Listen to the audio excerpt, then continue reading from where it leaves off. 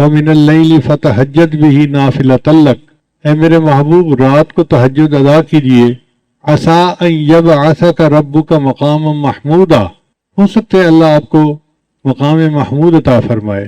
تو جیسے نبی علیہ السلام کو تہجد سے مقام محمود ملنے کی بشارت ملی، امتی کو تہجد کی پابندی سے اللہ کا قرب ملنے کی بشارت ہے۔ ایک بات ذہن میں رکھیے کہ تہجد کے وقت میں فرشتے ان بندوں کی فہرست بناتے ہیں جو اللہ سے محبت کرنے والے ہیں۔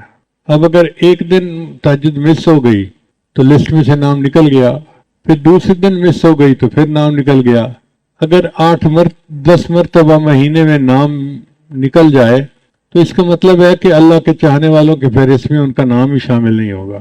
اس لیے عام لوگوں کے اوپر تہجد لازم نہیں ہے، لیکن جو سالک ہوں اور اللہ سے محبت چاہنے کے طالب ہوں ان کے لیے تہجد بہت ضروری ہے۔ اور تہجد پڑھنا کوئی مشکل کام بھی نہیں۔ کون کہتا ہے کہ آپ آدھی رات سے تہجد پڑھیں؟ عادت بنائیں کہ اذان ہونے سے آدھا گھنٹہ پہلے اٹھنا کی عادت بن جائے۔ فرض کرو اذان ہوتی ہے 4:45 پہ، تو آدھا گھنٹہ پہلے اٹھیں اور 15 منٹ میں وضو کر لیں۔ اور اگر کسی کو واش روم میں زیادہ وقت لگتا ہے تو وہ اتنا پہلے اٹھ لے، کیونکہ بعض لوگ نوجوان جو ہیں وہ بیت الخلاء میں زیادہ ٹائم لگاتے ہیں، بیت الخلاء میں جا کے ایسے بیٹھتے ہیں جیسے بیت الخلا ہوتی ہے۔ تو 15 منٹ میں وضو کر کے جو آخری 15 منٹ ہیں بس اس میں 4 رکعت ہلکے پڑھ لیں، پہلی 2 رکعت قل یا الکافرون اور قل واللہ احد کے ساتھ، اور دوسری 2 رکعت جتنا اللہ توفیق عطا فرمائے، سورہ یاسین شریف پڑھیں اور سورتیں پڑھیں جو یاد ہیں۔ بس یہی تہجد ہے۔ آج کے دور میں جو بندہ یہ عمل کر لے گا تہجد ہو جائے گی۔ پھر اس کے بعد فجر کا وقت ہو جائے گا تو فجر پڑھیں اور باقی معمولات فجر کے بعد کریں۔ اگر آپ کہتے ہیں جی نیند پوری نہیں ہوئی تو فجر کے بعد پھر سو جائیں۔ پہلے دور میں تہجد بین النومین ہوتی تھی اور آج کے دور میں فجر بین النومین ہوتی ہے، لیکن تہجد کی بہرحال پابندی ہونی چاہیے، حاضری لوگ نہیں چاہیے۔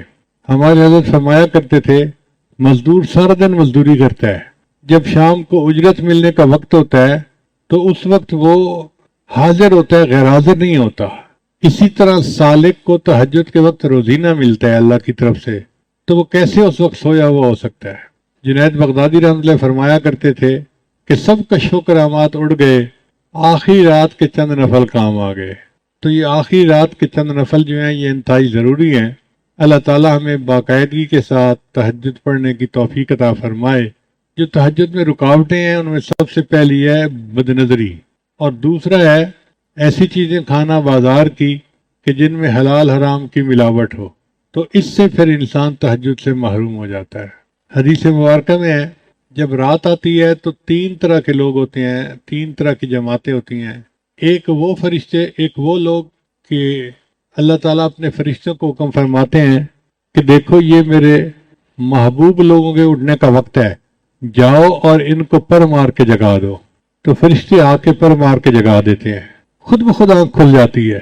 میاں محمد بخش رحمۃ اللہ فرماتے ہیں رات پوے تے بے دردانو مٹھی نیندر آوے، رات پوے تے بے دردانو مٹھی نیندر آوے، درد مندانو یاد سجن دی ستیاں آن جگاوے۔ اور جو درد مند ہوتے ہیں ان کو سجن کی یاد سوتے کو جا کے جگا دیتی ہے۔ تو اللہ کرے کہ ہم بھی ان لوگوں میں شامل ہوں کہ جن کو محبوب کی یاد سوتے میں آ کے جگا دیتی ہے۔ اور دوسرے گروہ کے لوگ ہوتے ہیں یہ اللہ کے مقربین ہوتے ہیں۔ اللہ فرشتوں کو فرماتے ہیں دیکھو یہ میرے محبوب لوگ ہیں، دین کا کام کرنے والے، تھکے ہوئے ہیں، آرام کر رہے ہیں، جا کے ان کی کروٹ بدل دو، یہ چاہیں گے تو سو جائیں گے اور چاہیں گے تو یہ کھڑے ہو کے نماز پڑھیں گے۔ میں ان کے سونے پہ بھی راضی، میں ان کے جاگنے پہ بھی راضی۔ یہ ایسا ہی ہے کہ جیسے کوئی کاریگر آئے اور اس کا ہتھیار جو ہے وہ ٹھیک کرنے کی ضرورت پڑ جائے تو وہ اپنے مزدوری کے وقت میں اپنے ہتھیار کو ٹھیک کرتا ہے اور اس کی مزدوری کاٹی نہیں جاتی کہ اتنا وقت آپ نے کام نہیں کیا، بھئی وہ چیز اس میں شامل ہوتی ہے۔ اسی طرح جو لوگ دین کا کام کرنے والے ہیں تو وہ بھی ایسے ہی کریں کہ دین کا کام، کوئی نعمت عطا فرما دی تو 2 رکعت شکرانے کے ادا کرنا، یہ بھی حدیث پاک سے ثابت ہے۔ ان نمازوں کو جتنا آپ پڑھ سکتے ہیں اتنا پڑھیں، ان کا اجر ملے گا، اس کے بدلے فرض قبول ہو جائیں گے۔ اور قیامت کے دن اللہ تعالیٰ بندے کو نبی علیہ السلام کی رفاقت عطا فرمائیں گے اور اونچا مرتبہ عطا فرمائیں گے۔ اور ایک خاص نقطہ ان نوافل کو پڑھنے کے لیے یہ ہے کہ نوافل کو چھوڑا نہ کریں۔ کیوں؟ ہم نہیں جانتے کس جگہ کا کیا ہوا ہمارا سجدہ ہمارے اللہ کو پسند آ جائے، تو یہ سوچا کریں کہ ہو سکتا ہے یہ جو نفل نماز میں پڑھ رہا ہوں میرا یہ سجدہ میرے مالک کو پسند آ جائے۔ علامہ اقبال نے کہا واقف ہو اگر لذت بیداری شب سے، واقف ہو اگر لذت بیداری شب سے، اونچی ہے ثریا سے بھی یہ خاک پر اسرار، یعنی یہ خاک کی مٹھی انسان جو ہے یہ ثریا سے بھی اونچا چلا جاتا ہے۔ اللہ تعالی ہمیں بھی بیداری شب کی لذت عطا فرمائے۔ تیری محفل بھی گئی، چاہنے والے بھی گئے، شب کی آہیں بھی گئیں، صبح کے نالے بھی گئے۔ ہر کام نبی علیہ الصلوۃ والسلام کی سنت کے مطابق کریں، ہر کام، کھانا پینا، چلنا پھرنا، اٹھنا بیٹھنا، رفتار گفتار کردار، ہر چیز نبی علیہ السلام کی سنت کے مطابق۔ ہمارے سلسلہ عالیہ نقشبندیہ میں اس کا بہت اہتمام بتایا جاتا ہے۔ چھوٹے سے چھوٹا عمل، بڑے سے بڑا عمل، کوئی عمل بھی سنت کے خلاف نہیں ہونا چاہیے۔ ہر وقت نظر اس چیز کو تلاش کرتی رہے کہ میں نے اس عمل میں کیسے کرنا ہے۔ اور اس کا بہترین طریقہ یہ بھی ہے کہ مسنون دعائیں یاد کر لیجئے، کتابیں مل جاتی ہیں چھوٹی سی، نبی علیہ الصلوۃ والسلام کی مسنون دعائیں، پیارے نبی علیہ السلام کی پیاری دعائیں، ان کو یاد کر لیں اور جس موقع پر پڑھنے کی دعا ہو اس پر پڑھتے رہیں۔ جو لوگ کہتے ہیں نا جی کہ وقوف قلبی نہیں رہتا، وہ دوسرے لفظوں میں بتا رہے ہوتے ہیں جی کہ میں مسنون دعا کی پابندی کوئی نہیں کرتا، اس لیے کہ مسنون دعا کی پابندی کرنے کا انعام یہ ملتا ہے کہ انسان ہر وقت اللہ کی طرف متوجہ رہتا ہے۔ کھانا کھانے کی دعا، کھانے کے بعد کی دعا، سو کر اٹھنے کی دعا، سونے سے پہلے کی دعا، کسی سے ملنے کی دعا، گھر میں داخل ہونے کی، نکلنے کی، ہر موقع کی دعائیں ہیں۔ تو مسنون دعاؤں کی برکت سے اللہ تعالیٰ وقوف قلبی کا رکھنا آسان فرما دے۔ آپ اس کا تجربہ کر لیجئے، جب آپ محسوس کریں نا کہ جی میں وقوف قلبی کا دھیان نہیں رکھ سکتا یا رکھنا مشکل ہے، آپ محسوس کریں گے کہ سنت دعائیں پڑھنے میں آپ کوتاہی کر رہے ہیں، ان کی پابندی کریں، آٹومیٹکلی اللہ کی طرف دھیان رہے گا، توجہ رہے گا۔ دل کو زندہ کرنے کا ایک اور عمل قیام اللیل، تہجد کی نماز۔ چنانچہ جو لوگ چاہتے ہیں کہ اللہ رب العزت سے تعلق ہو، ان کی محبت دل میں ہو، ہم اللہ تعالیٰ کے مقبول بندوں میں شامل ہو جائیں، ان کو چاہیے کہ رات کے آخری پہر میں چند رکعت نفل اللہ کے حضور ضرور پڑھا کریں۔ اللہ تعالیٰ فرماتے ہیں والذین یبیتون لربہم سجدا وقیاما، حدیث پاک میں آتا ہے افضل الصلاۃ بعد المکتوبۃ قیام اللیل، کہ 5 فرض نمازوں کے بعد سب سے افضل نماز تہجد کی نماز ہے۔ قیل للحسن، حسن رحمت اللہ علیہ سے یہ کہا گیا ما بال المتہجدین احسن الناس وجہا، کیا وجہ ہے کہ تہجد پڑھنے والوں کے چہرے بڑے منور ہوتے ہیں، ان کے چہروں پہ بڑا نور ہوتا ہے۔ قال، انہوں نے جواب دیا لأنہم خلو بالرحمن فألبسہم نور من نورہ، اس لیے کہ وہ اللہ کے ساتھ تنہائی میں عبادت میں وقت گزارتے ہیں، اللہ اپنے نور کو ان کے چہروں پر پالش کر دیتے۔ ایک بزرگ فرمایا کرتے تھے کہ حضرت، ان کے پاس ایک بندہ آیا، اس نے کہا کہ حضرت مجھے رات تہجد کی توفیق نصیب نہیں ہوتی، کوئی عمل بتا دے۔ انہوں نے آسان سا جواب دے دیا، فرمانے لگے اے دوست، تو اپنے دن کے اعمال کو سنوار لے، اللہ تعالیٰ تجھے رات کے اعمال کی توفیق عطا فرما دے۔ ہم دن میں جو نافرمانیاں کرتے ہیں نا، ان کی وجہ سے رات کی عبادت سے محروم کر دیے جاتے ہیں۔ فقال لا تعصہ بالنہار، تو دن میں اللہ کی نافرمانی نہ کر، وَهُوَ يُقِيمَكَ بَيْنَ يَدَيْهِ بِاللَّيْلِ، تو دن میں اس کی نافرمانی نہ کر، وہ تجھے رات میں قیام کی توفیق عطا فرما۔ یروان سفیان ثوری، سفیان ثوری رحمۃ اللہ سے یہ بات منقول ہے، فرماتے تھے کہ حرمت قیام اللیل 5 اشہر بذنب اصبتہ، ایک مرتبہ ایک گناہ مجھ سے سرزد ہو گیا جس کی وجہ سے 5 مہینے تہجد کی نماز سے میں محروم ہو گیا. اور پتہ ہے وہ گناہ کون سا تھا؟ فرماتے ہیں گناہ یہ تھا کہ ایک نوجوان دعا مانگتے ہوئے رو رہا تھا اور میں نے اس کی طرف دیکھ کر گمان کیا کہ یہ ریاکاری کر رہا ہے. میں نے اپنے دل میں اتنا سوچا ریاکاری کر رہا ہے. اس بدگمانی کے گناہ کی وجہ سے اللہ نے 5 مہینے تہجد سے مجھے محروم کر دیا. اور ہم کتنی بدگمانیاں کرتے ہیں لوگوں کے بارے میں بھائی، ہر کسی سے بدگمان الا ماشاء اللہ. پھر کہتے ہیں جی تہجد نہیں ملتی.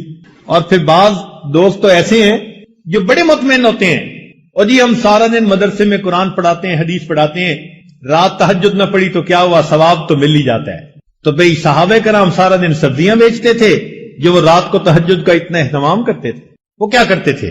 وہ بھی تو سارا دن دین کے کام میں لگے رہتے تھے نا. فرسان بالنہار ہوتے تھے اور پھر اللہ ان کو رہبان باللیل بنا دیا کرتے. رات گھوڑے کی پیٹھ پہ ہوتے تھے صبح میں، اور رات مسلح کی پیٹھ پر ہوا کرتے تھے. تو یہ تو نفس ہمیں مطمئن کر دیتا ہے نا کہ کوئی بات نہیں اگر تہجد کی توفیق نہیں ملتی. اچھا ایک بات ذرا توجہ سے سنیں کہ ایک تو ہے ہمارا سوچنا ہم تہجد پہ نہیں اٹھتے، اور ایک سوچ کا انداز اور بھی ہے. وہ کیا؟ حدیث پاک میں آتا ہے اللہ تعالی رات کو فرشتوں کی 3 جماعتیں بنا دیتے ہیں. فرشتوں کی کتنی جماعتیں؟ 3 جماعتیں بنا دیتے ہیں. ایک جماعت کو کہتے ہیں کہ دیکھو فلاں فلاں میرے مقبول بندے ہیں، تم جاؤ اور ان کو پر مار کے جگا دو، یہ تہجد میں اٹھنے کا وقت ہے، یہ اٹھیں گے مجھ سے مانگیں گے، میں پروردگار ان کی جھولیوں کو بھر دوں گا. چنانچہ یہ لوگ سوئے ہوئے ہوتے ہیں، نہ گھڑی کا الارم نہ کوئی اور، اچانک ان کی آنکھ کھل جاتی ہے. یہ اللہ تعالیٰ کی طرف سے فرشتے اٹھا دیتے ہیں ان کو، اچانک آنکھ کھل جاتی ہے. دل میں ارادہ لے کے سوتے ہیں 3 بجے اٹھنے، 3 بجے آنکھ کھلتی ہے تو اللہ تعالیٰ کے فرشتے جگا دیتے ہیں. اور پھر دوسرے گروپ کو اللہ فرماتے ہیں کہ جاؤ فلاں فلاں فلاں میرے ناپسندیدہ بندے ہیں، میں انہیں پسند نہیں کرتا، تم جاؤ اور ان کو تھپکی دے کے سلا دو، یہ میرے نیک مقبول بندوں کے اٹھنے کا وقت ہے اور میں نہیں چاہتا کہ اس موقع پر یہ مجھے اپنی شکل دکھائیں. رات کے 1 بجے تک جاگتے رہیں گے، 2 بجے تک جاگتے رہیں گے، جب تہجد کا وقت شروع ہو جائے گا نیند آ جائے گی. آپ شادی بیاہ پہ دیکھیں، لوگ پروگرام بناتے ہیں آج شادی کی رات ہے جی ساری رات جاگیں گے، ساری رات نہیں جاگتے. جب تہجد کا وقت شروع ہوتا ہے سارا مجمع سو جاتا ہے، گھر کی عورتیں سو جاتی ہیں، مرد سو جاتی ہیں، مہمان بچے سب سوئے پڑے ہوتے ہیں. وہ سوئے نہیں ہوتے، ان کو سلا دیا جاتا ہے. تو یوں بھی تو ہم سوچ سکتے ہیں نا کہ ہم تہجد نہیں پڑھتے، نہیں نہیں نہیں، شاید ہم سے کوئی ایسا گناہ ہوتا ہے اللہ تعالیٰ اس برکت والے وقت میں ہماری شکل دیکھنا پسند ہی نہیں. وَهُوَ يَتَوَلَّى الصَّالِحِينَ، وہ اللہ نیکوکاروں کا سرپرست ہے. اور یہ 100% سچی بات ہے. یعنی لوگوں کے لیے کہتے ہیں نا جی آؤٹ آف دی وے، اللہ تعالیٰ کے لیے تو کوئی چیز آؤٹ آف دی وے نہیں ہے نا، مگر ہے اسی طرح کہ جو نیک بنتا ہے دیکھنے سے پتہ چلتا ہے کہ جیسے کوئی غیبی قوت آؤٹ آف دی وے جا کے اس کی مدد کر رہی ہے، اس لیے کہ وہ اللہ کی سرپرستی میں آ چکا ہوتا ہے. ایسے اللہ تعالیٰ اپنے بندوں کی مدد فرماتے ہیں. ذرا اللہ سے دوستی لگا کے دیکھیں، اس کی سرپرستی میں آ کے دیکھیں، سمجھ پھر لگے گی کہ بندے کی زندگی کتنی سہانی ہو جاتی ہے. آج تو جس بندے کے کنٹیکٹ بڑے ہوں، واقف ہوں، کہتے ہیں جی اس کے بڑے لمبے ہاتھ ہیں، اور اللہ والوں کی تو حالت یہ کہ ان کے ہاتھ تو اللہ تعالیٰ کی جیب میں ہوتے ہیں. اللہ اپنے بندوں کی کیسے مدد کرتا ہے، ذرا 1-2 واقعات سن لیجئے. رابعہ بصریہ اللہ کی نیک بندی اپنے صومعے میں عبادت کرتے کرتے تھک گئیں تو سو گئیں. ایک چورا نکلا، اس نے دروازہ کھولا، اندر گھسا، کوئی اور چیز تو نہیں اسے نظر آئی مگر ایک چادر پڑی ہوئی تھی. اس نے کہا چلو چادر ہی لے چلتا ہوں. جب چادر اس نے اٹھائی اور واپس جانے لگا، ایسا سر چکرایا کہ اس کو آنکھوں کے آگے اندھیرا ہو گیا، دروازہ نظر ہی نہیں آیا. تو وہ بہت کنفیوز ہوا اور اس نے چادر نیچے پھینک دی. جیسے ہی نیچے پھینکی دروازہ نظر آیا تو اب اس پہ نا خوف طاری ہو گیا اور وہ باہر نکلنے لگا جیسے باہر نکلنے لگا ایک آواز آئی، اگر ایک دوست سویا ہوا ہے تو دوسرا دوست جاگتا ہے، اگر ایک دوست سویا ہوا ہے تو دوسرا دوست جاگتا ہے، تم کیسے یہاں سے کوئی چیز چرا کے جا سکتے ہو؟ وَهُوَ يَتَوَلَّى الصَّالِحِينَ، وہ اللہ تعالیٰ نیکوکاروں کا سرپرست ہے، ان کا ذمہ دار ہے۔ چنانچہ ایک بڑھیا کا واقعہ لکھا ہے کہ اس کا گھر بادشاہی محل کے ذرا قریب تھا، اکیلی تھی۔ ایک دن اس کو رشتہ داروں کے ہاں تقریب میں جانا پڑ گیا تو وہ چلی گئی، اور وہاں اس کو 1-2 مہینے لگ گئے۔ جب 2-4 مہینے کے بعد واپس آئی تو وہ بڑھیا اپنا گھر دیکھتی ہے تو گھر نظر نہیں آتا۔ اس نے کسی سے پوچھا کہ یہاں تو میرا گھر تھا۔ انہوں نے کہا بھئی تو یہاں تھی نہیں، اور یہ بادشاہ کے محل کو تھوڑا سا ایکسٹینڈ کرنا تھا، تو جب 2-4 دن دیکھا کہ کوئی یہاں ہے ہی نہیں تو تمہارا تالا پولیس نے کھول لیا، اندر بھی کچھ اتنا تھا نہیں تو تمہاری کوٹھڑی کو گرا کے بادشاہ کے محل کی ایکسٹینشن کر دی گئی۔ تو جب اس بڑھیا نے یہ سنا نا کہ تم تو یہاں تھی نہیں اس لیے تمہارے گھر کو گرا دیا گیا، تو بڑھیا نے آسمان کی طرف دیکھ کے کہا اللہ میں تو یہاں نہیں تھی، تو یہی تھا میں یہاں نہیں تھی، تو یہی تھا۔ یہ لفظ اس کے کہنے تھے کہ جو ایکسٹینشن کی ہوئی عمارت تھی اس کی چھت زمین کے اوپر آ گئی۔ نیک لوگ دنیا میں لاوارث نہیں ہوا کرتے، اللہ ان کا وارث ہوتا ہے۔ اگر ہمیں اپنے والد کے وارث ہونے پہ اتنا اطمینان ہوتا ہے، بیوی کو خاوند کے وارث ہونے پہ اتنا اطمینان ہوتا ہے، تو اگر کسی کا وارث اللہ رب العزت بن جائے تو سوچو پھر اس کے کیا مزے ہوں گے۔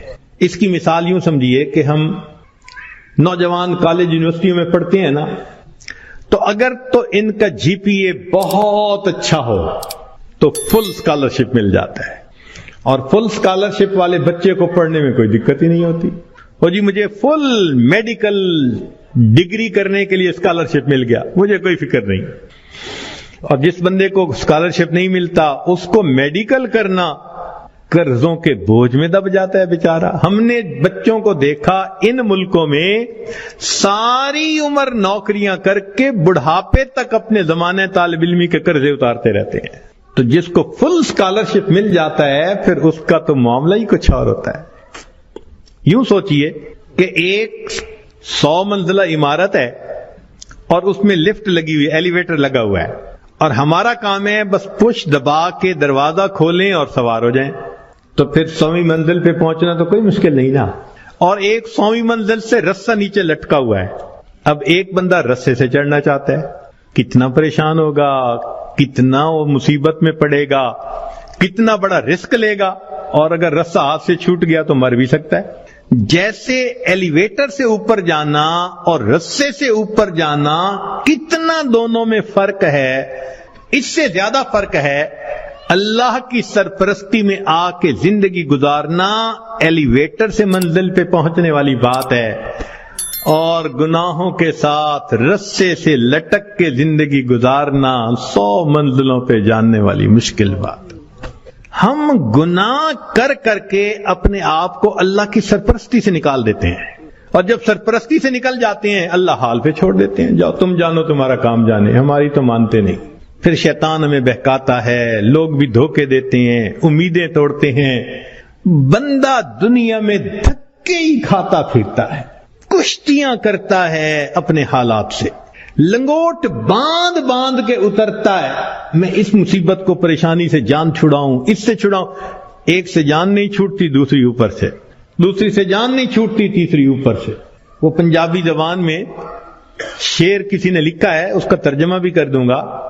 ایس دکھی حیاتی دے پینڈیاں وچ کدی راہ پہ گئے کدی بھول دے رہے، ایک دامن امید دا چھڑیا نہ لکھ جھکڑ انیریاں دے چل دے رہے، پت جھڑ دے جھڑے ہوئے پتیاں وانگ اسی تیرے جہان چ رل دے رہے، پر دامن امید دا چھڑیا نہ اسی نال تقدیر دے گھل دے رہے۔ جیسے پت جھڑ کے موسم میں خشک پتا ہوتا ہے، کبھی ہوا نے یہاں پھینکا کبھی وہاں پھینکا، اللہ کا سہارا چھوڑ کے بندے کا یہی حال ہوتا ہے۔ تو ایک ہے نیکوکاری کو اختیار کرنا اور اللہ کی سرپرستی میں آ جانا. اللہ ہر کام کو سنوارتے ہیں. حدیث پاک میں ہے اے میرے بندے تو صبح کے وقت اگر میری عبادت کر لیا کر, میں سارا دن تیرے کاموں میں تیری کفایت کروں گا. اللہ اکبر. اللہ تعالیٰ ذمہ داری لے رہے ہیں. ہم سے فجر کی نماز نہیں پڑھی جاتی, اشراق ہی نہیں پڑھے جاتے. ہم سے زیادہ کون پاگل ہوگا کہ جس کے ساتھ اتنا بڑا اللہ نے وعدہ کر لیا اور ہم اس وعدے سے فائدہ نہیں اٹھا پا رہے. ایک بچہ بھی ہم سے زیادہ عقل مند کہلائے گا. کیوں ہم پریشانیوں کی زندگیوں میں پڑ گئے ہیں؟ اس لیے کہ نفس کی خواہشات پوری کرتے ہیں.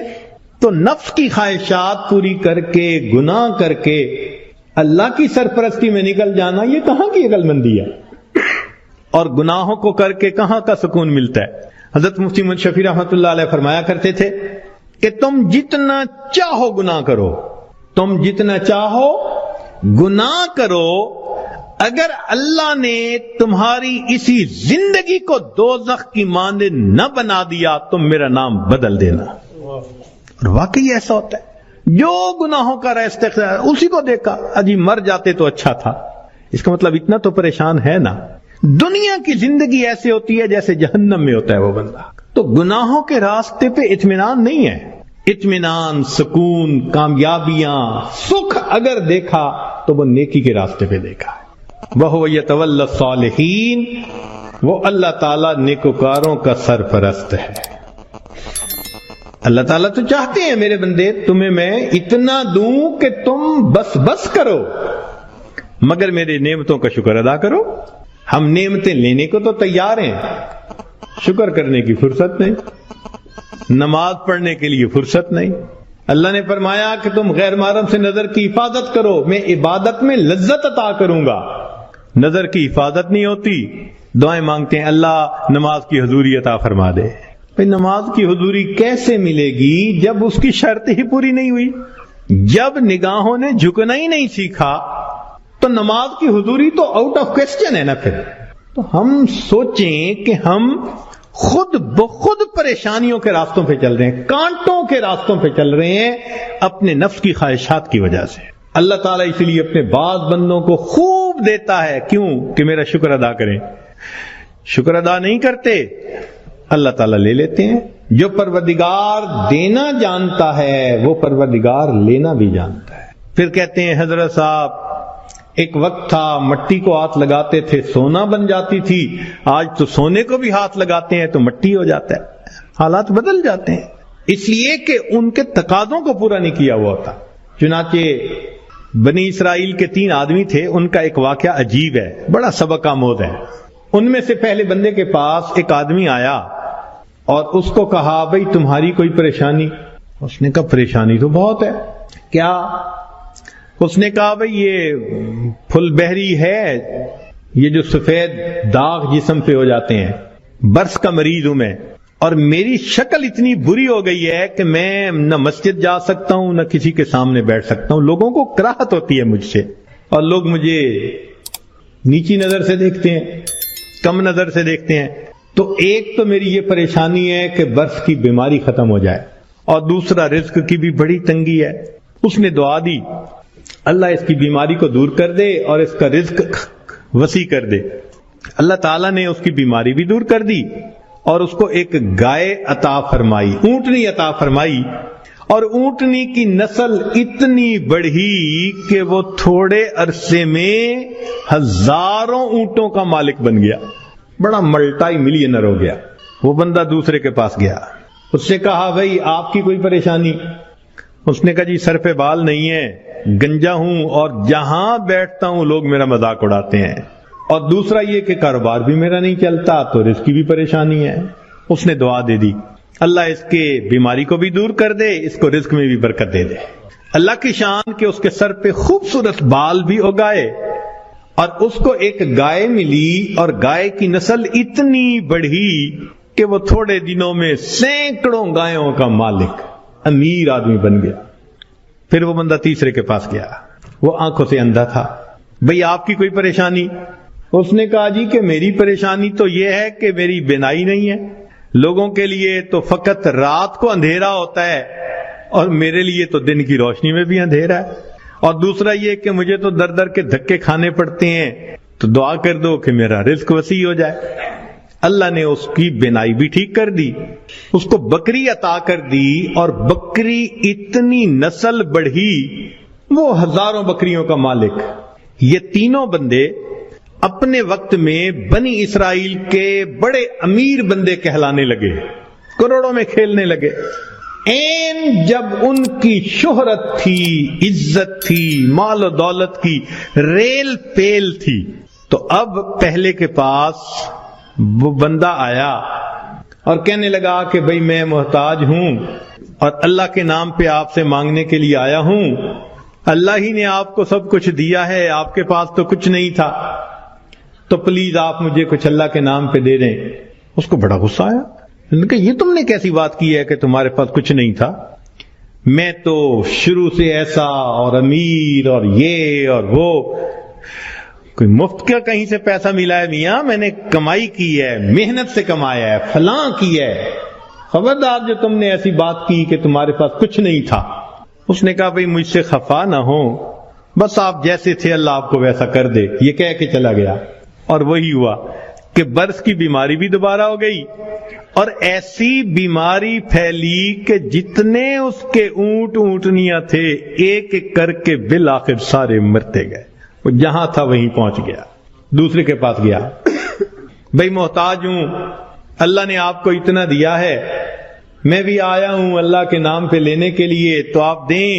ایک وقت تھا آپ کے پاس کچھ نہیں تھا، پھر اللہ نے آپ کو دیا، آج اتنا کچھ ہے. اس کو بڑا غصہ آیا، تو کون ہوتا ہے بات کرنے والا؟ بھئی میرا تو باپ ایسا، میرا تو دادا ایسا، پردادا ایسا، میاں میں نے تو فلاں ڈیل ایسی کی تھی، فلاں موقع پہ میں نے ایسا بزنس کیا تھا، اسٹریٹجی ایسی بنائی تھی، تب مجھے پیسے ملے، کوئی کہیں سے مفت کے مل گئے ہیں. خبردار جو تو نے کوئی ایسی بات کی. اس نے کہا بھئی مجھ سے خفا نہ ہو، اچھا آپ جیسا تھے اللہ آپ کو ویسا کر دے. یہ کہہ کے چلا گیا. نتیجہ یہ کہ سر کے بال بھی اس کے ختم، اور جتنی گائیں تھیں وہ ساری کی ساری بالآخر مر گئی. جہاں تھا وہیں پہنچ گیا. پھر یہ تیسرے کے پاس گیا، اس کو جا کے کہا کہ بھئی محتاج ہوں، فقیر ہوں، اللہ کے نام پہ مانگنے آیا ہوں، جس اللہ نے آپ کو دیا، آپ کے پاس تو کچھ نہیں تھا، آج اتنا کچھ اللہ نے دیا ہے تو بھئی مجھے بھی دے دیں. جب اس نے یہ بات کہی تو سننے والے بندے کی آنکھوں میں آنسو آ گئے. اس نے کہا تم نے بالکل سچ کہا، میں اندھا تھا، در در کے دھکے کھاتا تھا، لوگوں سے بھیک مانگتا تھا. کوئی خدا کا بندہ آیا، اس نے مجھے دعا دی تو اللہ نے میری بینائی بھی ٹھیک کر دی، اور مجھے ایک بکری رب نے دی تھی، پھر اس ایک بکری میں اللہ نے برکت ڈال دی. آج تو میاں دو پہاڑوں کے درمیان جتنی بکریاں پھر رہی ہیں یہ ساری میری ہیں. تم آج اللہ کے نام پہ مانگنے آئے ہو، جتنی بکریاں دل چاہتا ہے اس وادی میں سے تم لے کے چلے جاؤ.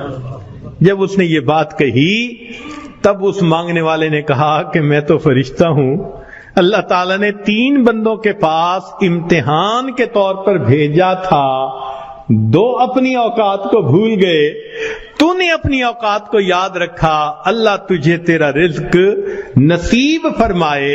یہ بندہ ساری زندگی امیر تر بندہ بن کر زندگی گزارتا. دیتا تو اللہ ہی ہے نا ہر ایک کو، تو جب دیتا ہے تو پھر اس کا شکر گزار بندے بھی بنے. مگر ہم نہ شکریاں کرتے ہیں، گناہ کرتے ہیں، جس وجہ سے پھر مصیبت کو دعوت دیتے ہیں. تو راستے زندگی گزارنے کے 2 ہیں، ایک ہے نیکوکاری کا راستہ، ایک ہے بدکاری کا راستہ، منمانی کا راستہ. اگر آپ غور کریں تو آج کے دور میں منمانی کی زندگی گزارنے والے بہت زیادہ، اور ہر حال میں اللہ کی مان کے چلنے والے بہت تھوڑے. نتیجہ کیا ہے؟ مسائل حل نہیں ہو رہے، پریشانیاں بڑھتی جا رہی ہیں، ادھر ذلت ادھر ذلت، ادھر پریشانی ادھر پریشانی. اس کی وجہ یہ ہے کہ ہم نے اپنے آپ کو اللہ کی سرپرستی میں دیا ہی نہیں ہے. اگر دے دیتے تو دنیا میں اللہ ہمارے تمام غموں کے لیے کافی ہو جاتے.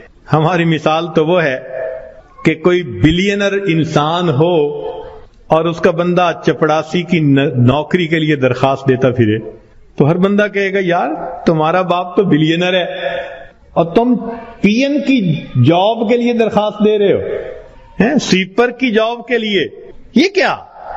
وہی حال ہے۔ اللہ تعالی ہمیں اپنے سرپرستی میں لینے کے لیے وعدہ فرما رہے ہیں اور ہم اللہ کے وعدے پر آنے کی بجائے خود دنیا کے جھمیلوں میں اپنے رزق کو تلاش کرنے میں لگے ہوئے ہیں۔ یاد رکھیے گا اللہ فرما برداروں کو بھی رزق دیتا ہے، اللہ نافرمانوں کو بھی رزق دیتا ہے۔ اللہ تعالیٰ فرما برداروں کو بھی رزق دیتا ہے اور اللہ تعالیٰ نافرمانوں کو بھی رزق دیتا ہے، مگر فرق ہے۔ ایک ہوتا ہے کہ آپ نے پرندے کو پنجرے سے نکالا اور پیالے کے اندر دانے ڈال کے اس کے سامنے رکھ دیا، اب وہ اسی پیالے میں سے کھا رہے آرام مزے سے۔ یا آپ نے پنجرے سے مرغی کو نکالا اور یوں دانے پھینک دیے تو وہ دانے چگ رہی ہے مگر دانے اس کو مل رہے ہیں۔ یہ ہے اللہ فرما برداروں کو رزق دیتا ہے، کسی کا ایک ہی جگہ، کسی کا ٹریولنگ کے ساتھ، ادھر بزنس، ادھر امپورٹ، ادھر ایکسپورٹ، مگر اللہ تعالیٰ رزق دیتا ہے ان کو۔ یہ رزق ملتا ہے فرما برداروں کو۔ اور ایک رزق ہوتا ہے کہ آپ نے اگر چوہے کو پھنسانا ہو تو اس کو بھی تو آپ کنڈی کے اندر گوشت کا ٹکڑا لگا کے رکھتے ہیں، پنیر کا ٹکڑا، یہ بھی رزق تو مل رہا ہے نا، مگر کس کے لیے؟ کہ یہ ہمیشہ کے لیے پھنسے قابو آئے۔ تو نافرمانوں کو بھی اللہ رزق دیتے ہیں مگر چوہے کی طرح کہ یہ پکڑا جائے گا اس کی گت بنائیں گے۔ اب ہم سوچیں کہ ہم فرما برداروں کا رزق لیتے پھر رہے ہیں یا نافرمانوں کی طرح رزق کماتے پھر؟ معاملہ تو ہمارے اوپر ہے۔ اللہ تعالیٰ فرماتے ہیں الیس اللہ بکاف عبدا، کہ جیسے عورتیں گھر کے اندر بہت ساری چیزیں ہیں تو شاپر میں ڈال کے ایک طرف پھینک دیتی ہیں، اچھا فارغ ہوں گی تو پھر تسلی سے ان کو سنبھالیں گی، تو جسم کا ٹیشو اس کو اس طرح اپنے ٹیشو میں لے کے اس کو رکھ لیتا ہے۔ جب انسان روزہ رکھتا ہے تو اس وقت باڈی کو موقع مل جاتا ہے اور پھر یہ ٹاکسک چیزیں بدن سے نکل جاتی ہیں۔ اس لیے فطرت کا اصول بھی یہی ہے۔ آپ دیکھیں اگر کوئی جانور بیمار ہو جائے تو وہ کھانا پینا بند کر دیتا ہے، اور کھانا بند کرنے سے اس کی بیماری ٹھیک ہو جاتی ہے اور جانور صحت مند ہو جاتا ہے۔ جب ہم کھانا کھاتے ہیں تو ہماری باڈی انرجی کا 65% ہمارے سٹومک کی طرف ڈائریکٹ ہو جاتا ہے۔ یہ انرجی جو 65% ہے یہ ہماری باڈی کے لیے بھی استعمال ہو سکتی ہے، سیل کو ریپلیس کرنا اور ہاؤس کلیننگ کرنا۔ اس لیے ہمیں چاہیے کہ ہم روزے رکھنے کی عادت ہی ڈالیں۔ رمضان کے روزے تو اپنی جگہ، اس کے علاوہ بھی نوجوان بچوں کو، مردوں کو، عورتوں کو روزے رکھنے کی عادت ہونی چاہیے۔ چنانچہ روزے سے انسان کے مسل ریبلڈ ہوتے ہیں۔ یہ عمل سونے اور روزے کی حالت میں مکمل ہوتا ہے۔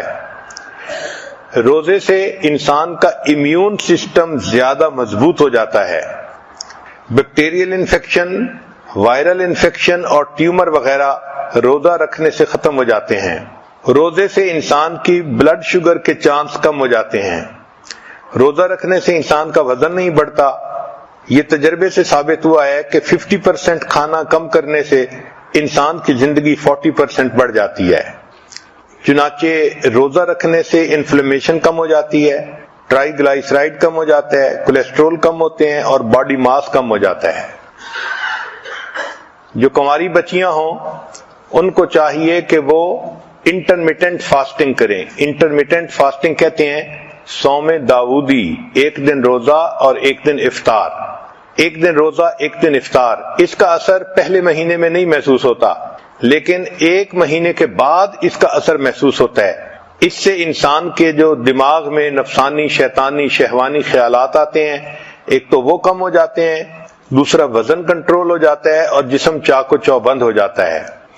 فیٹی ایسڈز کی جو آکسیڈائزیشن ہے وہ اس سے بڑھ جاتی ہے۔ اس سے انسان کے مسل مضبوط ہو جاتے ہیں۔ آج کل ایک نئی ریسرچ آئی ہے کہ دنیا میں جتنی بھی ڈائٹ کے لیے مشقیں کی گئیں ان میں سب سے بہترین مشق وہ 5+2 ہے۔ 5+2 کا کیا معنی؟ کہ ہفتے میں آپ 5 دن نارمل کھانا کھائیں اور 2 دن روزہ رکھیں. اس کو 5+2 کہا گیا. اس کا فائدہ یہ ہوتا ہے کہ 2 دن روزہ رکھنے سے انسان کا برین یہ سگنل لیتا ہے کہ میں نے زیادہ نہیں کھایا، لہذا وہ موٹاپے کی طرف سسٹم کو نہیں جانے دیتا. آپ دیکھیں کہ شریعت نے سوموار اور جمعرات کا روزہ اس کو عبادت کہا. اگر ہم شریعت ہی پر عمل کرنے لگ جائیں تو ہمیں دنیا کے فائدے تو مفت میں ہی مل جائیں. تو بچیوں کو چاہیے کہ وہ ڈائٹنگ کرنے کی بجائے جمعرات اور سوموار کا روزہ رکھنے کی عادت بنائیں. اس سے بہتر ڈائٹ اور دنیا میں نہیں ہے. اس سے بریسٹ کینسر سے انسان بچ جاتا ہے اور ویٹ گین کرنے سے بچ جاتا ہے اور اس کی سکن بیوٹیفل ہو جاتی ہے. چنانچہ 5+2 ڈائٹ فارمولا، اس کا سب سے بڑا فائدہ یہ ہے کہ سکن انسان کی شائننگ رہتی ہے، ینگ رہتی ہے. اب کھانے پینے کے بارے میں کچھ کوٹیشنز ہیں، وہ بھی سن لیجئے کہ each bite is a net gain اور لاس. ایک کوٹیشن ہے to lengthen your life lessen your meal. اگر آپ اپنی زندگی لمبا کرنا چاہتی ہیں تو اپنے کھانوں کو تھوڑا کر لیجئے. Instead of using medicine better fast today. Fasting cleanse the liver, kidney, breath and flushes the toxic material. تو fasting is the key to internal purification. کھانے پینے میں بیویئر آف ہارمفل سالٹ. یہ جو ہم نمک کھاتے ہیں نا، یہ بہت زیادہ نقصان دہ چیز ہے. یہ نمک انسان کے جسم میں ڈائجسٹ نہیں ہوتا، یہ اسی طرح انسان کے جسم سے نکل جاتا ہے. ہم اس کو ٹیسٹ کی خاطر کھاتے ہیں، لیکن جب وہ سسٹم میں ہوتا ہے تو انسان کے بلڈ پریشر کو بڑھا دیتا ہے. سالٹ جب انسان کے جسم میں جالتا ہے تو یہ باڈی سے کیلشیم کو یوز کرتا ہے. چنانچہ اگر فوڈ کے اندر کیلشیم ہو تو وہ سارا استعمال کر لیتا ہے، اور اگر نہ ہو تو پھر انسان کی ہڈیوں سے کیلشیم لے لیتا ہے. اس لیے جو بچے پوٹیٹو چپس زیادہ کھاتے ہیں سالٹی، ان کی ہڈیاں کمزور رہ جاتی ہیں. اس کی بنیادی وجہ سالٹ ان کے جسم کے کیلشیم کو ایٹ کر لیتا ہے. پھر ٹاکسک ایسڈ کرسٹل جو بنتی ہیں جسم میں، یہ جوائنٹس کے اندر جاتی ہیں اور ان کو سٹف کر دیتی ہیں. چنانچہ چھوٹی ایج میں انسان کو جوائنٹس پرابلم شروع ہو جاتے ہیں. اسی طرح ایک دوسری نقصان دہ چیز وہ شوگر ہے. یہ جو ہم وائٹ شوگر استعمال کرتے ہیں یہ انسان کے لیے ہیلدی نہیں ہے. اس کی ایڈکشن ہوتی ہے، اس لیے جو بندے سویٹ کھاتے ہیں پھر ان کا دل تھوڑی دیر کے بعد پھر چاکلیٹ کھانے کو کرتا ہے. تو یہ بھی سگریٹ کی طرح ایک بیماری ہے. لیکن سائنس نے یہ ثابت کیا کہ جو کینسر سیل ہے اس کے لیے شوگر ایک کینڈی کی مانند ہے. تو جب انسان میٹھا کھاتا ہے تو کینسر سیل خوش ہو جاتا ہے اور وہ خوب بڑھتا ہے، پھلتا پھولتا ہے. تو صحت کی خرابی کی ایک وجہ تو زیادہ کھانا، اس کا علاج کم کھانا، اور دوسری صحت کی خرابی کی وجہ ہر وقت بیٹھے رہنا. 6 گھنٹے سے زیادہ جو لوگ بیٹھتے ہیں وہ رسک میں ہوتے ہیں. بیٹھنے سے انسان کی انزائم پروڈکشن 90% کم ہو جاتی ہے. جو انسان بیٹھے رہیں 1 منٹ میں وہ 1 کیلوری برن کرتے ہیں. 2 گھنٹے بیٹھنے سے اچھا کولیسٹرول 20% کم ہو جاتا ہے. بیٹھنے سے 50% چربی زیادہ بنتی ہے. اس لیے جو لوگ بیٹھتے ہیں ان کی ہپس کا سائز بڑھ جاتا ہے. اب اس کا علاج یہ ہے کہ ہمیں چاہیے کہ بیٹھنے کے کام کے دوران ہم چلنے کے بہانے بنائیں. چلنے سے انرجی لیول 150% زیادہ ہو جاتا ہے. اسی لیے جو لوگ بیٹھتے ہیں ان کو چاہیے کہ جب چڑھنا ہو تو ایلیویٹر سے چڑھنے کی بجائے سیڑھیوں سے چڑھیں، یا اگر مال میں گئے تو پارکنگ ذرا دور کریں تاکہ چل کے جانا پڑے اور سامان اٹھا کے واپس لانا پڑے. اس طرح ہی ایکسرسائز ہو جائے. مسجد میں چل کے جائیں، دفتر چل کے جائیں، ایکسرسائز کے بہانے ڈھونڈیں. عورتیں گھر کے اندر کپڑے دھوئیں، گھر کے کام کریں، بچوں کے ساتھ کھیلنا. عورتوں کے لیے رسی پھیلانگنا ایک بہترین ایکسرسائز ہے، اس سے ان کی صحت ٹھیک رہتی ہے. نبی علیہ الصلوۃ والسلام نے سیدہ صدیقہ رضی اللہ تعالی عنہا کے ساتھ ایک مرتبہ دوڑ لگائی تھی. تو گویا بچوں کے ساتھ دوڑنا یہ بھی ایک اچھی ایکسرسائز ہے. دین اسلام نے ایکسرسائز کو ہمیشہ پسند کیا ہے، چنانچہ بچوں کو بھی ایکسرسائز کرنی چاہیے. سائنس نے یہ ثابت کیا کہ بچوں کو ہفتے میں 3 مرتبہ اچھی ایکسرسائز کرنی چاہیے، اس سے ان کی صحت اچھی رہتی ہے۔ جو ایڈلٹ ہوں ان کو بھی چاہیے کہ وہ ایکسرسائز کریں، ورک آؤٹ کریں، کم از کم ہفتے میں 3 مرتبہ۔ آیت کی رکعتیں پڑھنے پر میں روحانی ترقی عطا فرما دوں گا۔ پھر کل رکعتیں جو انسان کے اوپر لازم ہیں وہ 17 ہیں، 2 فجر کی، 4 ظہر کی، 4 عصر کی، 3 مغرب کی اور عشاء کی 4 رکعت فرض اور 3 رکعت وتر، یہ 17 رکعتیں بنتی ہیں۔ تو 17 رکعتیں کیوں دی گئیں؟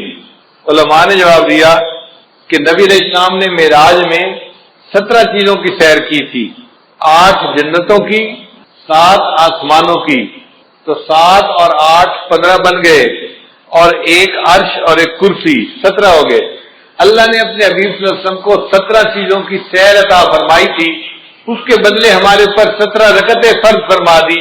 امت ان 17 رکعتوں کو ادا کرے گی، میں ان کو بھی روحانی طور پہ سیر عطا فرما دوں گا۔ نماز معراج کیوں ہے اور عبادت معراج کیوں نہ بنی؟ اس لیے کہ نماز میں مومن اپنا سر سجدے میں اتنا جھکاتا ہے کہ انتہا ہو جاتی ہے۔ اس لیے اگر کہیں گھاس والی جگہ ہو اور نماز پڑھنی پڑے تو بندہ اگر گھاس کے اوپر پیشانی لگا کے اٹھا لے تو سجدہ نہیں ہوتا، یا کوئی فوم کا گدا ہو اور بندہ اوپر پیشانی لگا کے اٹھا لے تو سجدہ ادا نہیں ہوتا۔ سجدے کے لیے ضروری ہے کہ اتنا سر جھکائے کہ نیچے سے زمین کی سختی محسوس ہونے لگ جائے۔ جب سختی نیچے سے محسوس ہوگی، اب سر نیچے جا ہی نہیں سکتا، تب سجدہ مکمل ہوگا۔ اللہ نے فرمایا میرے بندے تو نے سجدہ کرنے میں اپنے سر کو جھکانے کی انتہا کر دی، اس حالت میں میرے بندے میں نے تجھے اٹھانے کی انتہا کر دی، میں نے تجھے معراج عطا فرما دیا۔ اس لیے سجدے کی حالت میں مومن معراج کی حالت میں ہوتا ہے۔ اب ایک اہم سوال کہ نماز میں سورہ فاتحہ پڑھنی کیوں ضروری ہے؟ نبی اسلام نے ارشاد فرمایا ان الصلاۃ تنہا، نبی اسلام نے فرمایا لا صلاۃ الا بفاتحۃ الکتاب، کہ سورہ فاتحہ پڑھے بغیر نماز نہیں ہوتی۔ علماء نے لکھا ہے کہ فاتحہ پڑھنی ضروری ہے۔ اگر کسی بندے نے نماز میں فاتحہ پڑھ لی تو باقی کچھ بھی نہیں پڑھا، اس کی نماز ہو جائے گی۔ فاتحہ نہیں پڑھی تو نماز نہیں ہوتی، نماز فاتحہ پڑھنی ضروری۔ اتنی اہمیت کیوں ہے؟ اس کی وجہ ہے، وہ ذرا سمجھ لیجئے کہ اللہ تعالیٰ نے جتنی آسمانی کتابوں میں اپنے معارف کو اتارا، اس سب معارف کو اللہ نے قرآن مجید میں اتار دیا۔ پھر قرآن مجید میں اللہ نے جو کچھ نازل فرمایا اس کو اللہ نے سورہ بقرہ میں نازل کر دیا۔ پھر اللہ نے سورہ بقرہ میں جو کچھ نازل فرمایا اس کو سورہ فاتحہ میں نازل فرما دیا۔ اس لیے سورہ فاتحہ کو فاتحہ کہتے ہیں، یہ اوپننگ چیپٹر ہے قرآن مجید کا، اس کو باب القرآن کہتے ہیں، یہ قرآن پاک کا دروازہ ہے۔ یعنی پورے قرآن میں جو مضامین تھے وہ سارے کے سارے سورہ بقرہ میں آ گئے، سورہ فاتحہ میں آ گئے۔ ذرا اس پر غور کر لیجئے کہ سورہ فاتحہ میں کیسے آ گئے۔ سورہ فاتحہ میں الحمدللہ یہ 2 الفاظ ہیں جو اللہ کی تعریف کرتے ہیں۔ اب پورے قرآن مجید میں اللہ کی جتنی تعریفیں ہیں، جتنی اللہ کی عظمت بیان ہوئی، اللہ کی کبریائی بیان ہوئی، وہ الحمدللہ کے لفظ میں سمٹ کے آ گئی کہ تعریفیں سب کس کے لیے ہیں؟ اللہ کے لیے۔ اور سچی بات یہ ہے کہ تعریفیں سجتی اللہ ہی کو ہیں، حتیٰ کہ اگر کوئی بندہ دوسرے بندے کی تعریف کرے تو وہ بھی اللہ کی تعریف کر رہا ہے۔ خاوند بیوی کی تعریف کرے تو وہ بھی اللہ کی تعریف کر رہا ہے۔ کیوں؟ بیوی کو کس نے بنایا؟ اللہ نے بنایا۔ بیوی خاوند کے اچھے اخلاق کی تعریف کرتی ہے تو وہ اللہ کی تعریف کر رہی ہے۔ خاوند کو اچھے اخلاق کس نے دیے؟ اللہ نے دیے۔ ماں باپ اولاد کی تعریف کریں تو اللہ کی تعریف، کیوں؟ اولاد کس نے دی؟ اللہ نے دی۔ ہم دنیا کی کسی چیز کی تعریف کریں، وہ تعریف حقیقت میں اس کے پیدا کرنے والے کی تعریف ہے۔ تو تعریف کا مالک، حقدار حقیقت میں فقط اللہ ہی ہے۔ الحمدللہ ان الفاظ میں بندہ اقرار کرتا ہے اے اللہ، تعریف اگر کسی کی ہو سکتی ہے تو وہ آپ ہی کی ذات ہے، آپ ہی کو تعریف سجتی ہے۔ تعریفوں کی انتہا ساری کی ساری آپ کے لیے ہے۔ اس لیے قیامت کے دن نبی اسلام کے ہاتھوں میں جو جھنڈا ہوگا اس کا نام ہوگا لواء الحمد، حمد کا جھنڈا۔ اور نبی اسلام کا نام اللہ نے رکھا احمد۔ احمد کا معنی وہ بندہ جس نے اللہ کی سب سے زیادہ دنیا میں تعریفیں کی ہوں۔ اور واقعی جتنی نبی اسلام نے اللہ کی تعریفیں کی ہیں، دنیا میں کسی اور نے اللہ کی اتنی تعریفیں نہیں کی. اور اس امت کا نام قیامت کے دن ہوگا حمادون، اللہ کی سب سے زیادہ تعریفیں کرنے والے. اور نبی علیہ السلام کو جنت میں جو گھر ملے گا، محل ملے گا، اس کا نام ہوگا بیت الحمد. تو اللہ تعالیٰ کے لیے سب حمد ہے. اس لیے فرشتے بھی کہیں گے وقیل الحمد للہ رب العالمین. تو سب تعریفیں کس کے لیے ہیں؟ تو الحمدللہ کے الفاظ نے اللہ تعالیٰ کی تمام تعریفوں کو اپنے اندر سمیٹ لیا. پھر آگے فرمایا رب العالمین، جو جہانوں کا رب ہے. رب کہتے ہیں آقا کو، مولا کو، پرورش دینے والے کو. جیسے ماں باپ بچے کی پرورش کرتے ہیں تو ماں باپ بیٹے کے رب ہوتے ہیں، مربی ہوتے ہیں. مالی پودے کی پرورش کرتا ہے، اس کو چھوٹے سے لے کے درخت تک جو ہے وہ لے جاتا ہے تو وہ اس کا مربی ہوتا ہے. اسی لیے یہ رب کی صفت پرورش دینے والے کی صفت ہے. اللہ تعالیٰ ساری کائنات کا رب ہے، وہ ساری کائنات کو پالتا ہے. پالنے کی صفت کس میں ہے؟ اللہ رب العزت کے اندر. اس لیے اللہ تعالیٰ نے انسان کو دنیا میں بھیجنے سے پہلے عالم ارواح میں پیدا فرمایا چھوٹے چھوٹے جسموں کے ساتھ، اور ان سے وعدہ لیا تھا الست بربکم، کیا میں تمہارا رب نہیں ہوں؟ تو اس سوال کے جواب میں نبی علیہ السلام نے سب سے پہلے کہا تھا بلا، اے اللہ آپ ہی ہمارے پروردگار ہیں، رب ہیں. اور آپ کے جواب کو سن کر پھر ساری مخلوق نے اس جواب کو ریپیٹ کیا تھا اللہ آپ ہی ہمارے رب ہیں. اللہ نے فرمایا اچھا سب نے میرے ساتھ وعدہ تو کر لیا، مجھے رب سمجھتے ہو، میں تمہیں دنیا میں بھیجتا ہوں آزمانے کے لیے کہ دنیا میں جا کے تم کس کو رب مانتے ہو. چنانچہ آج لوگ سمجھتے ہیں ہم نوکری سے پل رہے ہیں، ہم فیکٹری سے پل رہے ہیں، ہم زراعت سے پل رہے ہیں، ہم کاروبار سے پل رہے ہیں. نہیں، ہم اللہ سے پل رہے ہیں، اللہ ہمیں پال رہا ہے، ہمیں کوئی اور چیز نہیں پال رہی. اسی لیے دعوت و تبلیغ والے لوگ کہتے ہیں نا کہ بھائی ان اسباب کی نفی کرو. سچی بات ہے، جس طرح پہلے زمانے میں لات اور منات کی نفی کی جاتی تھی، اسی شد و مد کے ساتھ ان اسباب کی نفی کرنی چاہیے. اپنے دل کو سمجھانا چاہیے میں زراعت سے نہیں پل رہا، میں اپنی تجارت سے نہیں پل رہا، میں اپنی نوکری سے نہیں پل رہا، میں فیکٹری سے نہیں پل رہا. مجھے کون پال رہا ہے؟ میرا اللہ مجھے پال رہا ہے. رب ہمارا کون ہے؟ اللہ ہے، اللہ پالنے والا ہے. تو نظر اللہ پہ رکھیں، اسباب پہ نظر نہ رکھیں. تو نے پتھر میں کیڑے کو پالا، خشک مٹی سے سبزہ نکالا. یہ تیرا ہے جہاں، یہ زمین آسماں ہے خدایا، کس نے تیری حقیقت کو پایا. ہمارے ایک دوست تھے ڈاکٹر صاحب، وہ کہتے ہیں کہ میں اپنے بچوں کو لے کے سوات سیر کے لیے گیا. ایک پتھر مجھے نظر آیا، ذرا پنک رنگ کا تھا. تو میری بیوی کہنے لگی ہمارے جو بیٹھک ہے نا اس میں پنک رنگ کی چیزیں ہیں اور یہ پتھر بالکل اسی رنگ کا ہے، اس پتھر کو اٹھا لو گھر میں جا کے رکھ دیں گے تو یہ ان سے میچ کر جائے گا. اور تو بیچاروں کو ہر وقت میچنگ کی پڑی ہوئی ہوتی ہے. چنانچہ وہ پتھر انہوں نے اٹھا لیا، وہ گول سا پتھر تھا. وہ کہتے ہیں کہ وہ پتھر 3 سال ہمارے گھر پڑا رہا ڈیکوریشن پیس کے طور پہ. جو آتا پتھر کو دیکھ کر بڑا خوش ہوتا، کتنا خوبصورت پتھر ہے اور بالکل رنگ میچ کر رہا ہے. کہنے لگے کہ 3 سال کے بعد ایک دن میری بیوی گھر کی صفائی کر رہی تھی. صفائی کرتے ہوئے اس نے جو پتھر کو اٹھایا کہ میں اس کو ذرا صاف کر دوں کپڑے سے، ہاتھ سے پتھر گرا اور نیچے گر کر ٹوٹ گیا. جب پتھر ٹوٹا تو وہ اندر سے خالی تھا، ہالو تھا. کہنے لگی کہ اس نے دیکھا اندر ایک کیڑا تھا اور اسے چلنا شروع کر دیا. 3 سال وہ پتھر ہمارے گھر میں رہا اور اللہ نے اس بند پتھر کے اندر اس کیڑے کو پال کے دکھا دیا. تو جو پروردگار مخلوق کو رزق دیتا ہے، پالتا ہے، اس پروردگار ہی کے لیے تعریفیں ہیں.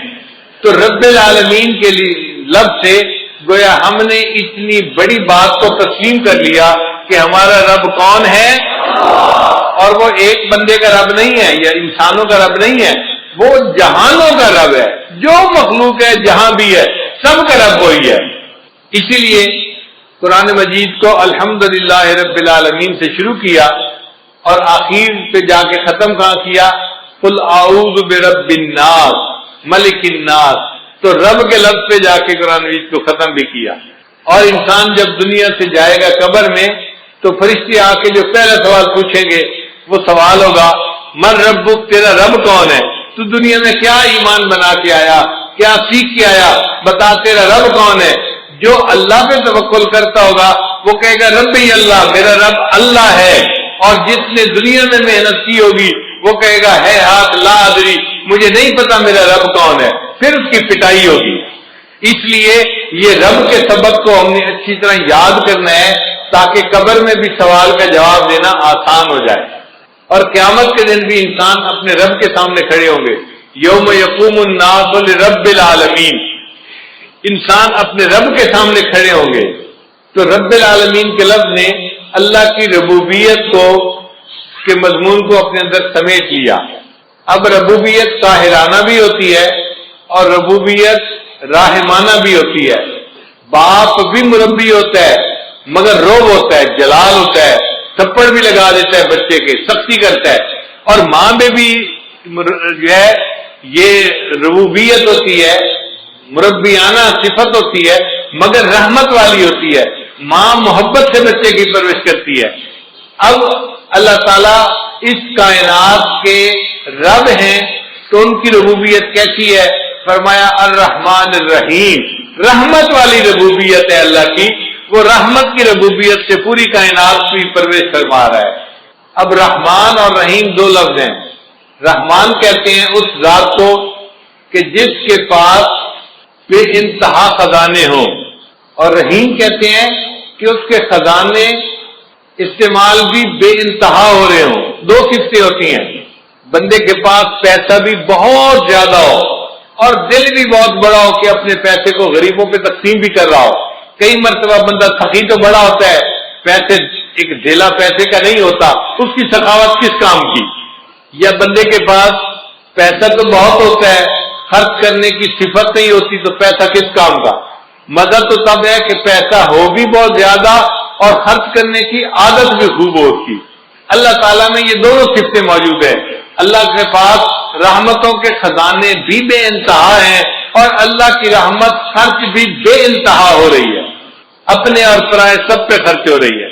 رحمان کہتے ہیں اس کو جو دنیا میں اپنے اور پرائے سب پر رحمت فرماتا ہے. دیکھیں دنیا میں کافروں کو جو رزق ملتا ہے کون دیتا ہے؟ کافروں کو اولاد کون دیتا ہے؟ صحت کون دیتا ہے؟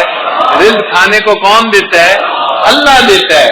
وہ کتنا رحیم ہے، رحمان ہے کہ جو ایمان والوں کو بھی رحمت نواز رہا ہے اور کافروں کو بھی رحمت سے نواز رہا ہے. تو اپنے اور پرائے سب کو وہ ایمان والوں کو بھی دیتا ہے، وہ وفاداروں کو بھی دیتا ہے، وہ دنیا میں غداروں کو بھی دیتا ہے. وہ بڑا کریم آقا ہے. اور قیامت کے دن اللہ تعالیٰ ایمان والوں کے ساتھ خاص رحمت فرمائیں گے. وَكَانَ بِالْمُؤْمِنِينَ رَحِيمًا. پھر رحمان کہتے ہیں کہ جس کی رحمت دنیا میں خاص ہو، اور رحیم کہتے ہیں کہ جس کی رحمت آخرت میں خاص ہو. تو رحمان اور رحیم کے دو لفظ لانے سے عجیب مضامین کو سمیٹ لیا گیا. اب پورے قرآن مجید میں رحمت کے جتنے مضامین ہیں وہ رحمان اور رحیم کے لفظ کے اندر سمٹ کے آ گئے. پھر اس کے بعد فرمایا مالک یوم الدین. اللہ تعالیٰ قیامت کے دن کا مالک ہے. ایک ہوتا ہے قیامت کے دن کا منصف ہونا، قاضی ہونا.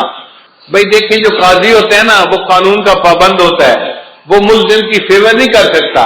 وہ کہتا ہے جی مجھے تو قانون کے مطابق فیصلہ کرنا تھا، میں تو مجبور تھا، میں فیور نہیں کر سکتا. اللہ تعالیٰ قیامت کے دن کے صرف منصف نہیں مالک بھی ہیں، اور مالک کو اختیار ہوتا ہے وہ جس کی چاہے فیور کرے اور جس کو چاہے معاف فرما دے. تو اللہ نے فرمایا میں قیامت کے دن کا مالک ہوں، میں جس کو چاہوں گا قیامت کے دن اس کو معاف فرما دوں گا، اس کی بخشش فرما دوں گا. تو مضمون جتنا قیامت کا پورے قرآن مجید میں آیا اس کو مالک یوم الدین کے الفاظ میں اپنے اندر سمیٹ لیا. پھر اس کے بعد فرمایا ایاک نعبد، اے اللہ ہم آپ ہی کی عبادت کرتے ہیں. عبادت کے لائق فقط اللہ ہی کی ذات ہے. عبادت کس کی کرنی چاہیے؟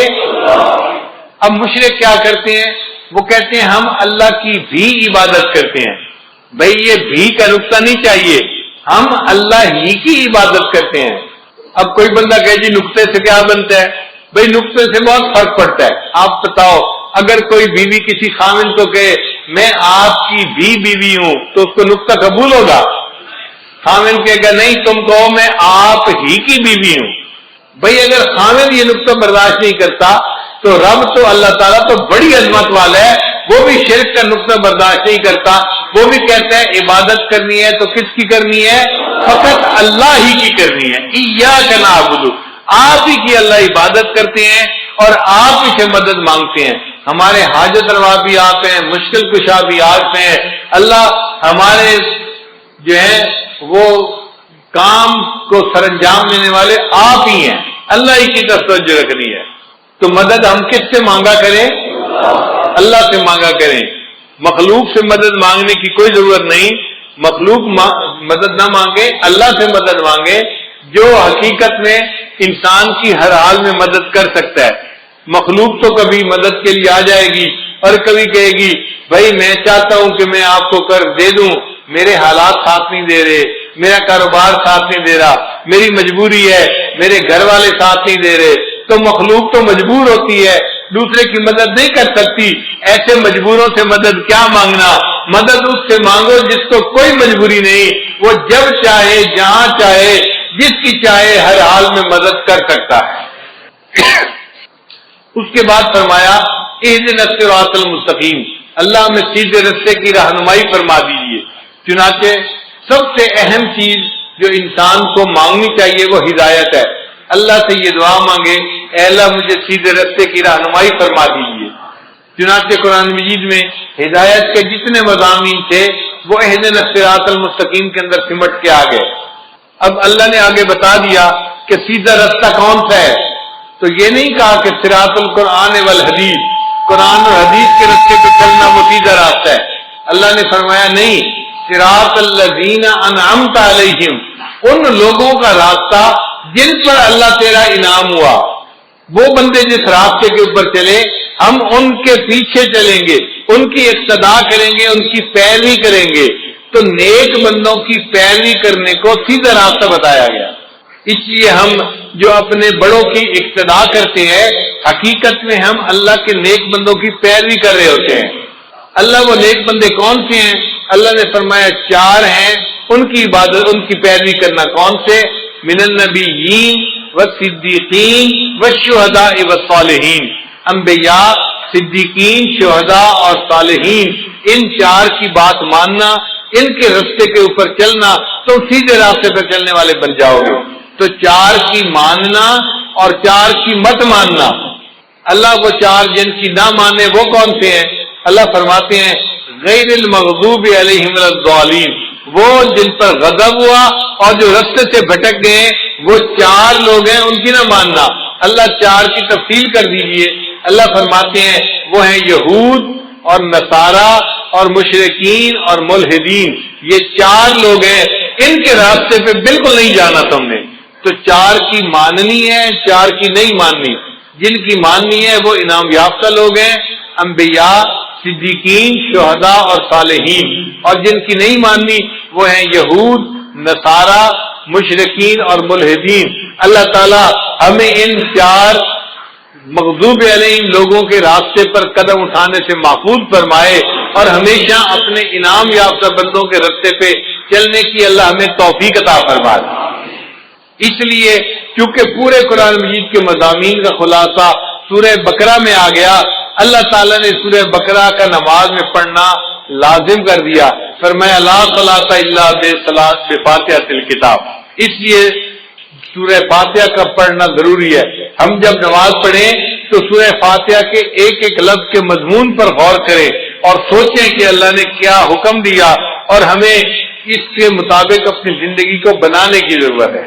اب ایک اور نقطہ، آخر اللہ تعالیٰ کو نماز اتنی پسند کیوں ہے کہ نبی علیہ السلام نے فرمایا مومن اور کافر کے درمیان فرق کرنے والی چیز نماز ہے. اور جو بندہ نماز پڑھے گا اللہ تعالیٰ اس کے سارے دن کے کاموں کا ذمہ دار بنے گا. اللہ اس کے کاموں میں اس کی مدد کرے گا اور اس کی اللہ تعالیٰ ہر حال میں جو ہے وہ پشت پناہی فرمائیں گے. تو نماز آخر اتنی پسند کیوں ہے؟ اللہ کیوں خوش ہوتے ہیں؟ علماء نے اس کا جواب دیا کہ جب مومن نماز پڑھتا ہے تو اس سے شکل جو ہوتی ہے نا وہ احمد کے لفظ کی بنتی ہے. قیام میں ہماری حالت الف کی مانند ہوتی ہے، رکوع میں ہماری حالت ہا کی مانند ہوتی ہے، اور سجدے میں ہماری حالت میم کی مانند ہوتی ہے، اور اتحیات میں ہماری حالت دال کی مانند ہوتی ہے. اب سب ارکان کو جمع کرو تو کون سا لفظ بنا؟ احمد کا لفظ بنا. اور احمد اللہ کے محبوب کا نام ہے. اللہ فرماتے ہیں میرے بندے تو نماز میری پڑھ رہا ہے لیکن تیرا جسم میرے محبوب کے نام کی شکل بنا رہا ہے، تو مجھے میرے محبوب کی یاد دلا رہا ہے، اس حال میں مجھے تیرے اوپر بھی پیار آ رہا ہے، تجھ سے بھی مجھے محبت ہو گئی.